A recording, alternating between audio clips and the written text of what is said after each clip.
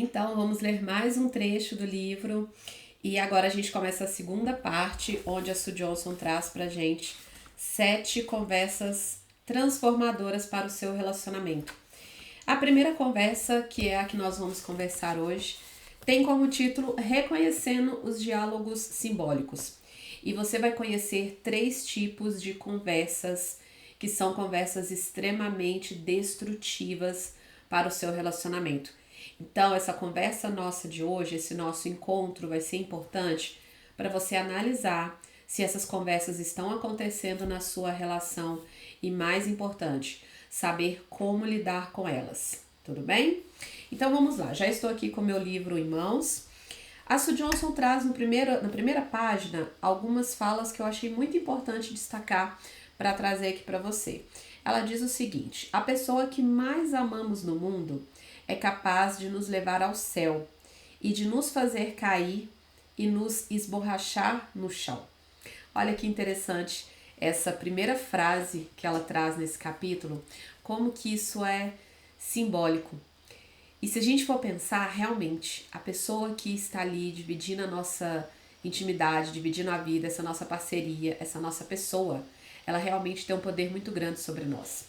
Seja para nos colocar para cima, nos fazer sentir bem, nos fazer enxergar a vida com um olhar mais positivo, seja para nos enxergarmos de uma forma mais positiva, mas ela também tem o poder de trazer prejuízos para as nossas emoções, para o nosso coração, e também ela pode prejudicar muito a forma como a gente enxerga as pessoas, enxerga a si mesmo.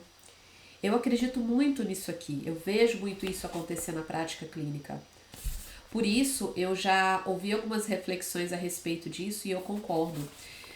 Algumas reflexões dizendo que a escolha, a pessoa que a gente escolhe para dividir a vida como marido, como esposa, é a escolha mais importante da nossa vida, porque realmente é aquela pessoa que vai trazer ou coisas boas ou talvez coisas muito negativas para nós.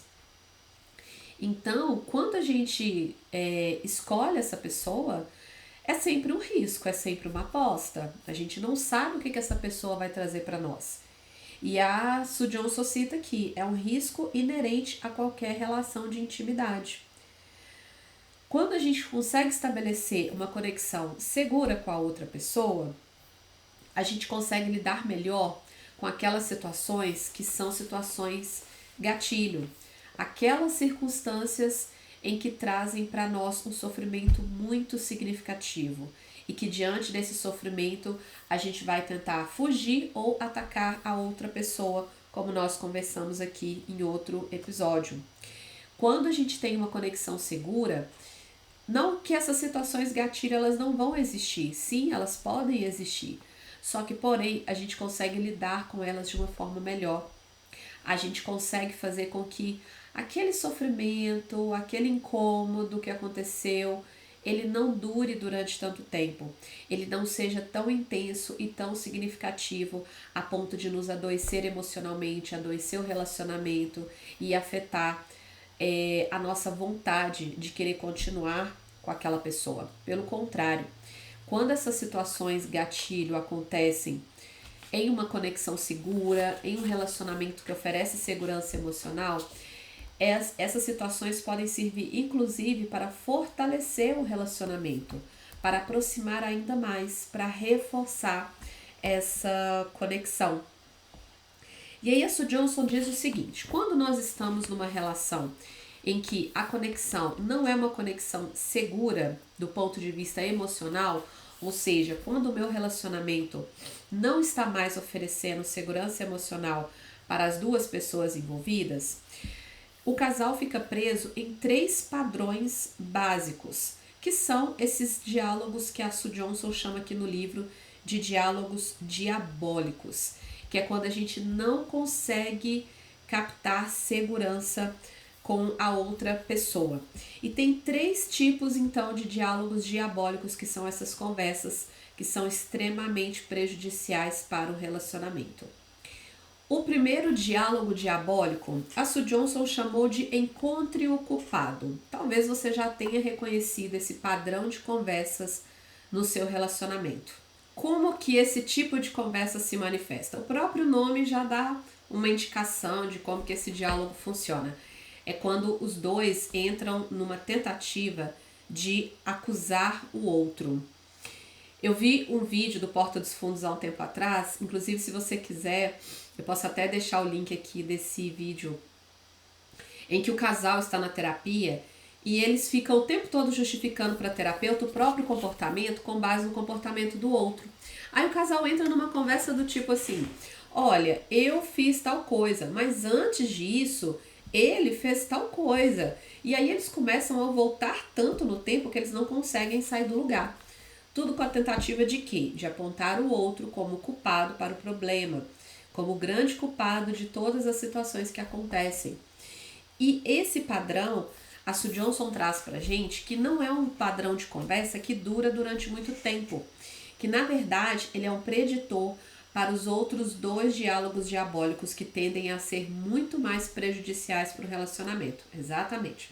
Eu sei que esse tipo de conversa é muito cansativa, é desgastante, mexe muito com as nossas emoções, a gente vai sentir raiva, culpa, muitas vezes um sentimento de injustiça por sentir que está sendo acusado de algo que a gente nem fez, mas esse nem é o padrão de conversa mais prejudicial. Ele é um indicador para o próximo padrão de conversa, para o próximo diálogo diabólico, que a Sue Johnson chama de polca do protesto. A Sue Johnson ela era uma amante de músicas, tanto que uma das fases mais importantes da terapia de casal da Sue Johnson é chamada de tango. Então, a Sue Johnson ela faz várias referências no decorrer do livro, não sei se você já percebeu até aqui na sua leitura, ela faz várias referências à dança. Então, polka é um tipo de dança. E esse tipo de conversa, esse tipo de diálogo diabólico, ele também é chamado por alguns pesquisadores de casamentos, também é chamado de exigência versus distância ou crítica versus defesa. Como é que funciona esse padrão de conversa? É quando uma das pessoas do casal, está o tempo todo tentando resolver as coisas, buscando atenção, apontando aquilo que não está bom, aquilo que precisa ser melhorado, só que ela tem dificuldade de fazer isso de uma forma cuidadosa, assertiva. E ela acaba fazendo isso através da exigência e da crítica. Então, ela vai exercendo esse padrão de comportamento e quanto mais ela faz isso, qual que é a resposta da outra pessoa? Ela vai entrar num mecanismo muito grande de defesa e de distância. Então, a outra pessoa, não que ela não se importe com o relacionamento, ela se importa. Só que, como ela está ali sendo atacada, criticada o tempo todo, ela vai se afastando, ela se defende constantemente. E quanto mais ela se distancia, quanto menos ela quer discutir a relação, falar sobre os próprios sentimentos, porque ela não está se sentindo segura para fazer isso dentro da relação, mais vai despertar insegurança na outra pessoa. Então, é um padrão de conversa que tende a durar muito tempo na relação, porque é um mecanismo de funcionamento que a gente chama de retroalimentação. Quanto mais uma pessoa critica, exige, persegue a conexão, mais a outra tende a se fechar, a se afastar, a se defender. E quanto mais o outro entra nesse padrão de defesa, mais a outra pessoa vai entrar nesse padrão aí de perseguição. E o terceiro tipo de conversa prejudicial para o relacionamento é chamada de paralisia e fuga, ou também chamada de distância. Ela aparece quando a polca do protesto já está acontecendo há bastante tempo e o casal, depois de tanto cansaço, de estarem tão machucados, eles simplesmente desistem e colocam as emoções no congelador, restando apenas apatia e distanciamento. E essa terceira dança, né, que a Sue Johnson está chamando aqui, por vezes, esses diálogos de dança, ela diz que é a mais perigosa de todas. porque é um momento em que ninguém está fazendo mais nada pelo relacionamento. Ninguém está tentando. E se ninguém está tentando, o relacionamento ele está abandonado e deixado ali à própria sorte para o que tiver que acontecer, acontecer. Todos nós ficamos presos em algum momento do nosso relacionamento em qualquer um desses 3 padrões de conversa. Isso é normal de acontecer dentro da relação. Só que quando a gente tem uma relação saudável, quando a gente consegue estabelecer uma conexão segura, a gente consegue sair desses padrões mais rapidamente. A gente consegue lidar com eles de uma forma melhor. Só que quando a conexão não é segura, quando há essa insegurança emocional dentro da relação, os casais, né, o casal já fica mais reativo, já fica hipervigilante. Então, ao menor sinal de problema, eles já reagem e entram no seu mecanismo padrão ali de funcionamento. Com a convivência, com o passar do tempo em que esses padrões de conversas prejudiciais vão se repetindo, eles vão ficando cada vez mais enraizados na dinâmica do casal e vai ficando cada vez mais difícil romper com esses padrões a cada nova tentativa que o casal tenta estabelecer para ter proximidade e para estabelecer intimidade. Um outro ponto importante que a Sue Johnson traz é o seguinte, sobre os mecanismos de defesa que a gente exerce de luta e fuga, que é um mecanismo natural do nosso organismo quando se sente ameaçado de alguma forma. Então, sem que a gente se dê conta, o nosso relacionamento, quando enfrenta brigas constantes, ele se torna um ambiente ameaçador do ponto de vista emocional. E aí, a reação natural do nosso organismo é lutar, ou seja, nós vamos atacar a outra pessoa, criticar, exigir demais, ou então nós vamos fugir, nos isolando, nos fechando dentro das nossas emoções, das nossas inquietações, realmente mantendo uma certa distância da outra pessoa. E o que vai determinar se o meu mecanismo vai ser a luta ou a fuga? Qual desses mecanismos de defesa eu vou exercer dentro do meu relacionamento? Isso vai depender de uma série de fatores, mas vai depender principalmente de 2 fatores principais. Um deles é a nossa tendência natural, a nossa personalidade, o nosso jeito de ser.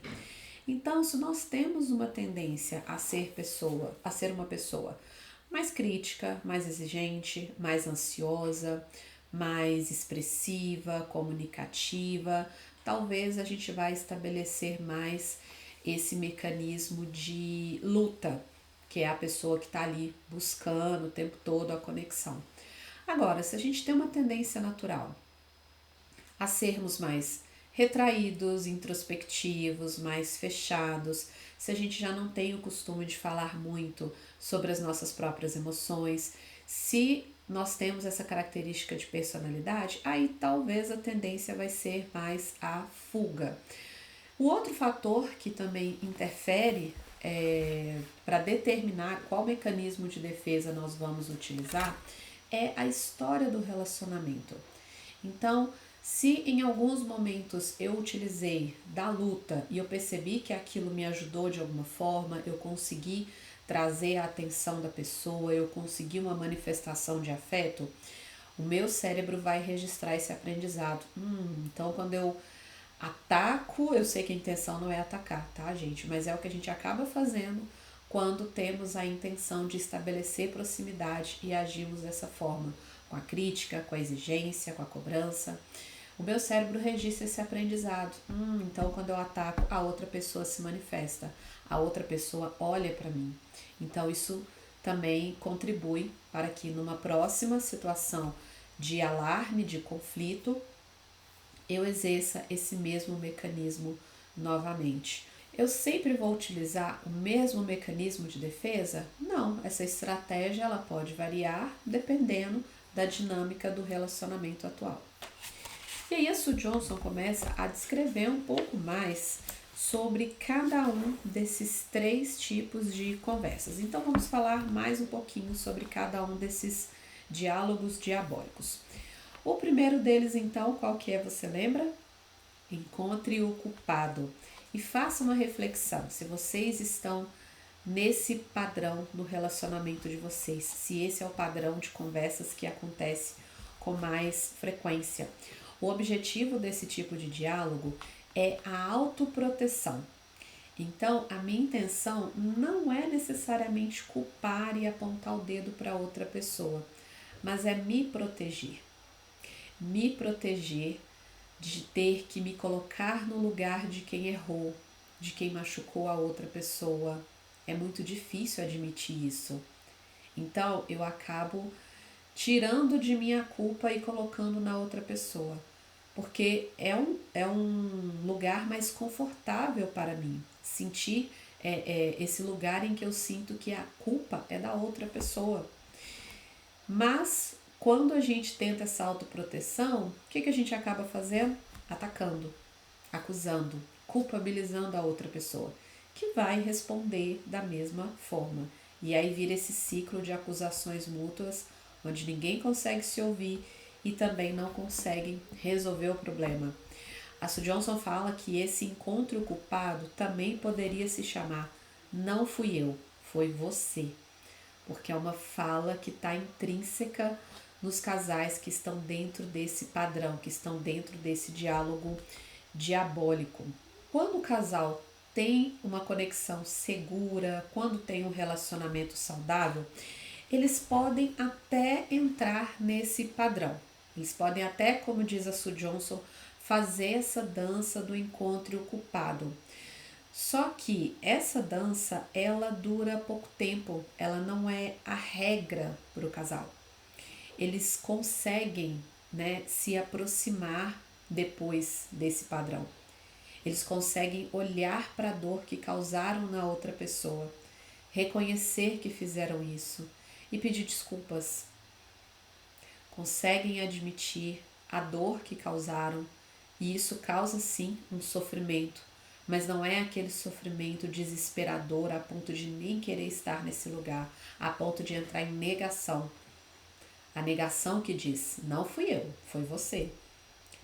Então, não espere que você tenha em algum momento da sua vida algum relacionamento em que vocês nunca entrem nesse padrão de conversa, porque ele vai existir. Porém, em relações saudáveis, ele dura pouco tempo e ele pode inclusive ser utilizado para conectar ainda mais o casal. O segredo para interromper esse padrão é entender que ninguém precisa ser o culpado em nenhuma situação que acontece. O culpado precisa ser esse padrão de conversa, precisa ser esse diálogo diabólico. E quando vocês conseguem ver esse tipo de conversa por essa perspectiva, vocês vão entender que o inimigo não é outra pessoa, mas esse padrão de conversa que vocês precisam combater. É muito comum que nesse tipo de padrão, os casais comecem a entrar no que a Sue Johnson chama de tobogã de conteúdo, que é quando eles começam a reunir argumentos para provar que o outro é culpado, e fazem isso trazendo situações lá do arco da pedra, lá do início dos tempos, para conseguir provar seu argumento. Traz inclusive situações que já estavam até resolvidas, mas a necessidade de sair do lugar de quem machucou a outra pessoa e entrar nesse padrão de crítica e de acusação é tão importante que a pessoa retoma situações do passado que já estavam até resolvidas. Então a Sue Johnson, ela traz 3 passos para vocês conseguirem romper com esse padrão de conversa. Primeiro, fiquem no momento presente. Foque no que está acontecendo aqui. Qual que é o tópico da conversa nesse momento? Isso vai evitar que vocês entrem nesse tobogã de conteúdo que não permite que vocês cheguem a lugar nenhum. Segundo passo, olhem para o ciclo de críticas que gira em torno de ambos. Então entenda que é um ciclo onde cada um está fazendo ali o seu papel dentro do ciclo. Se é um ciclo, ele não tem início, então não vai importar tanto quem começou, tá? E o terceiro passo é reconhecer que o inimigo é esse ciclo, é esse padrão de conversa que prejudica a relação e não o seu parceiro ou a sua parceira. E no livro, que eu recomendo inclusive que vocês leiam juntos, A Sue Johnson traz um exercício prático para vocês fazerem, para ajudar vocês com relação a esse padrão de conversa. O outro padrão, que é o diálogo diabólico 2, que é a polca do protesto. Então ele vem em decorrência do primeiro padrão, que é o encontro culpado, e é a dança mais comum e mais ardilosa que acontece nos relacionamentos. Essa qualidade eterna desse ciclo faz sentido porque entra naquele mecanismo de retroalimentação que eu falei anteriormente. Quanto mais um persegue, critica, exige, mais o outro se afasta, se fecha, se defende. E quanto mais eu me defendo, eu me afasto, eu me fecho, mais a outra pessoa vai fazer esse movimento de ataque, crítica e perseguição. Lembre-se que o que está por trás desses funcionamentos, desses padrões de comportamento que a gente estabelece dentro da relação, é a intenção de preservar o relacionamento. Parece contraditório, mas é a verdade. Quando eu estou naquele funcionamento de criticar, de exigir, de cobrar, a minha intenção não é acabar com a relação, não é machucar outra pessoa, pelo contrário, é lutar pela nossa relação. Porque eu entendo que se eu não fizer nada, se eu não mostrar para outra pessoa o que está errado, o que precisa mudar, a relação em algum momento vai acabar. Então a intenção por trás é essa, é o vínculo, é o apego, é a conexão. Por outro lado, quem estabelece o padrão de afastamento também não pretende machucar ou ignorar outra pessoa.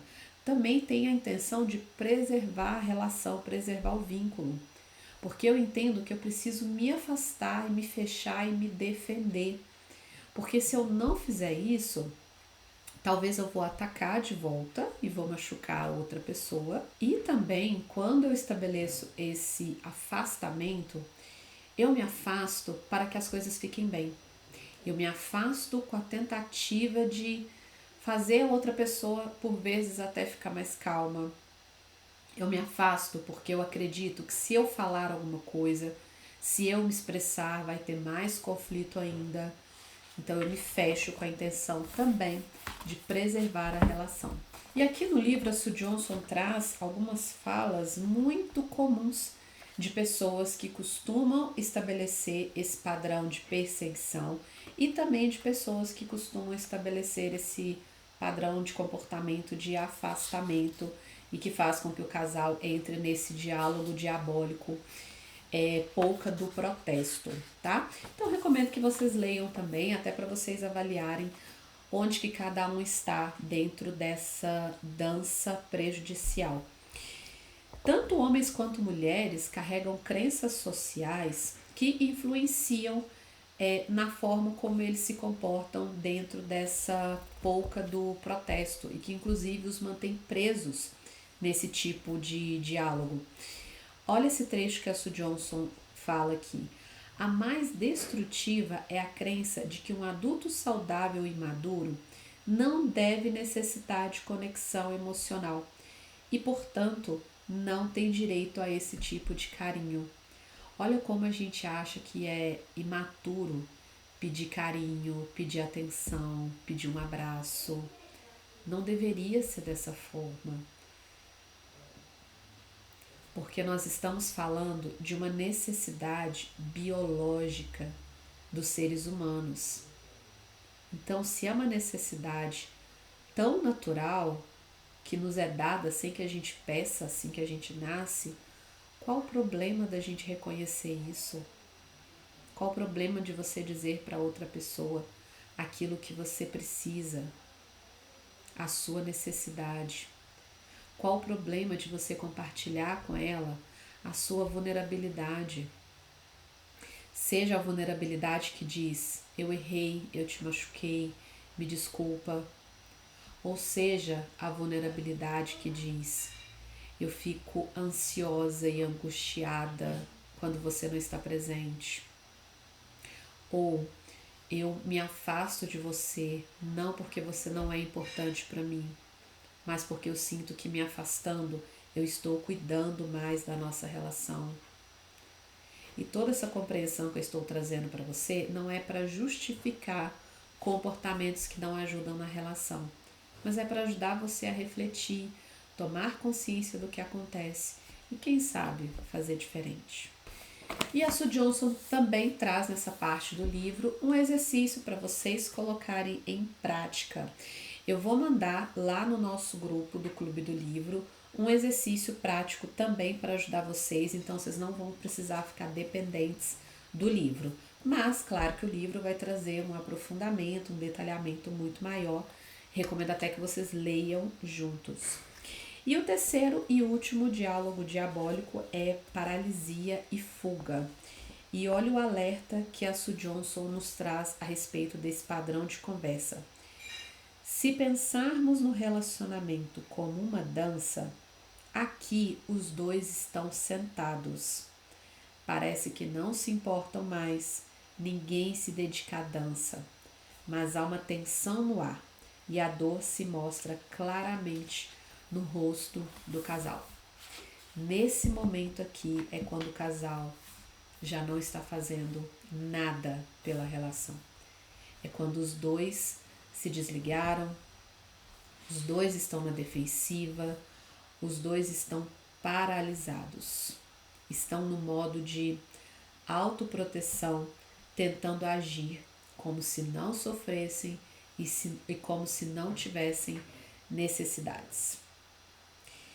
É a dança paralisia e fuga, é o terceiro diálogo diabólico que costuma vir depois da polca do protesto.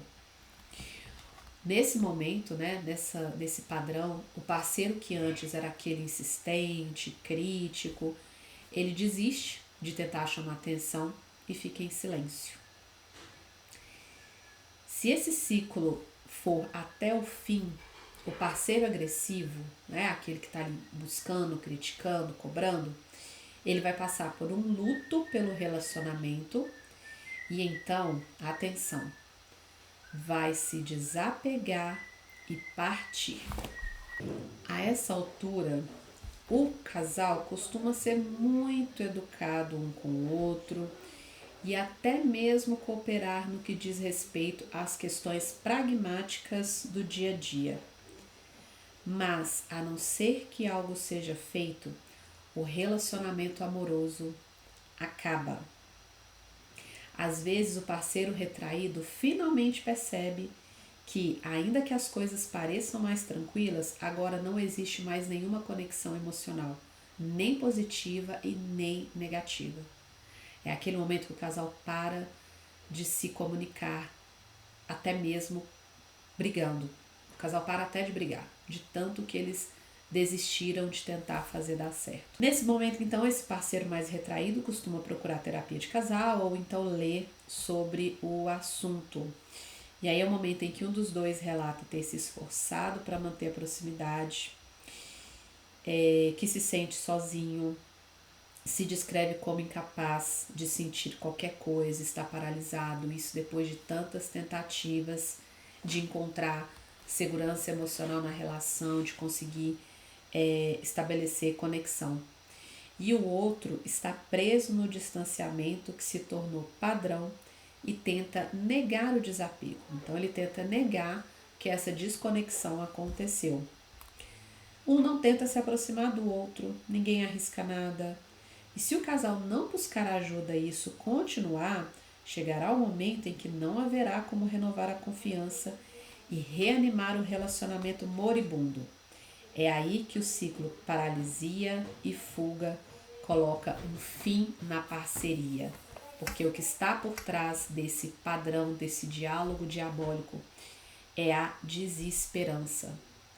É o momento em que o casal chega à conclusão que as suas dificuldades se devem aos seus próprios defeitos e falhas inatas. E a resposta natural a isso é os dois se esconderem e ocultarem essa sua personalidade que os dois entendem que é indigna de amor.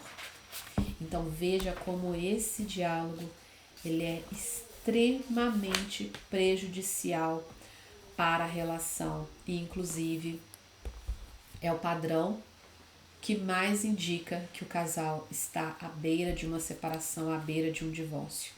Como diz a Sue Johnson, é quando na dança nenhum dos dois está na pista mais. E se nenhum dos dois está ali na pista, tentando estabelecer uma coreografia com o outro, fazendo a sua parte, batalhando pela relação, quem está lutando pela conexão? Não tem mais ninguém tentando. Então, resumindo, existem 3 padrões de conversas, 3 diálogos que são prejudiciais para a relação, mas que eles têm solução. Independente de qual dos 3 diálogos vocês percebem que estabelecem, sempre há uma solução. Espero que o exercício que eu vou deixar disponível no grupo seja útil para vocês e deixa aqui nos comentários o que você achou desse vídeo, desse episódio da leitura e se você se percebe em algum desses diálogos diabólicos, tá bom? Espero que você tenha gostado, um beijo e até o nosso próximo encontro.